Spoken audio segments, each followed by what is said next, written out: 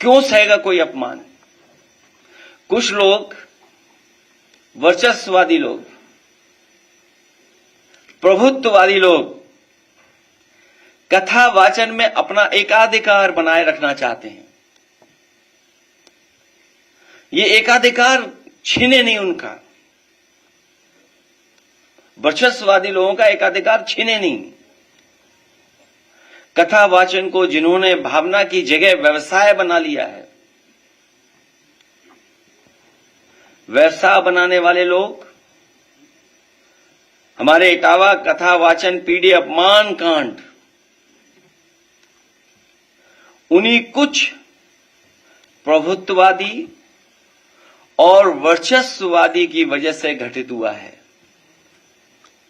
अगर पीढ़ी समाज के इन लोगों को इतना ही परहेज है तो घोषित कर दें कि परंपरागत रूप से कथा कहने वाले वर्चस्ववादी पीढ़ी समाज द्वारा दिया गया चढ़ावा, चंदा, दान, दक्षिणा कभी स्वीकार नहीं करेंगे।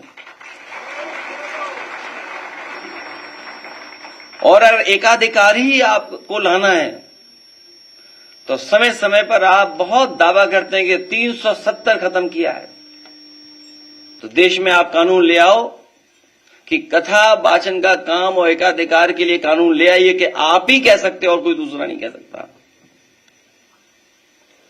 अगर पीढ़ी समाज से इन लोगों को इतना ही परहेज है तो घोषित कर दें कि परंपरागत रूप से कथा कहने वाले वर्चस्ववादी पीढ़ी समाज द्वारा दिया गया चढ़ावा, चंदा, दान, दक्षिणा कभी स्वीकार नहीं करेंगे। प्रभुत्ववादी और वर्चस्ववादी समय समय पर कभी घर को गंगा जल से तो कभी मंदिर को धुलवाकर पीढ़ी समाज का मानसिक उत्पीड़न व अपमान करते हैं और अब तो सिर तक मुड़वा रहे हैं।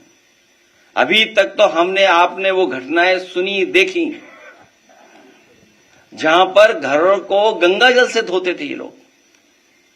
अगर कोई पीढ़ी परिवार का मंदिर चला जाए तो मंदिर को गंगा जल से धोते हैं और अब तो सीमा लांघ गई ये वर्चस्ववादी। ये आखिरकार किसका आशीर्वाद है? क्या सरकार का आशीर्वाद नहीं है जिसकी वजह से सर तक मुंडवा दे रहे हैं, पेशाब तक करवा दे रहे हैं और रात भर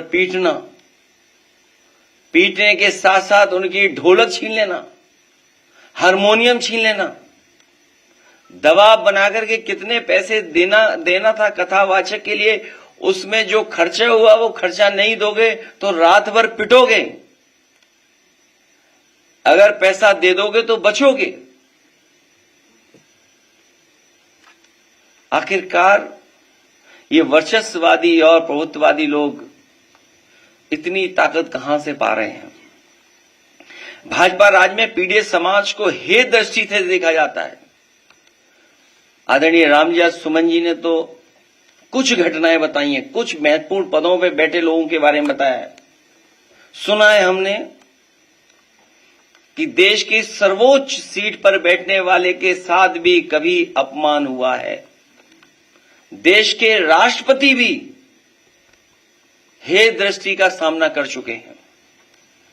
सच तो यह है कि जैसे जैसे पीढ़ी समाज में चेतना और जागरूकता बढ़ती जा रही है, वैसे वैसे पीढ़ी समाज पर मनोवैज्ञानिक दबाव बनाने के लिए वर्चस्ववादी के पीढ़ी समाज पर अत्याचार बढ़ते जा रहे हैं।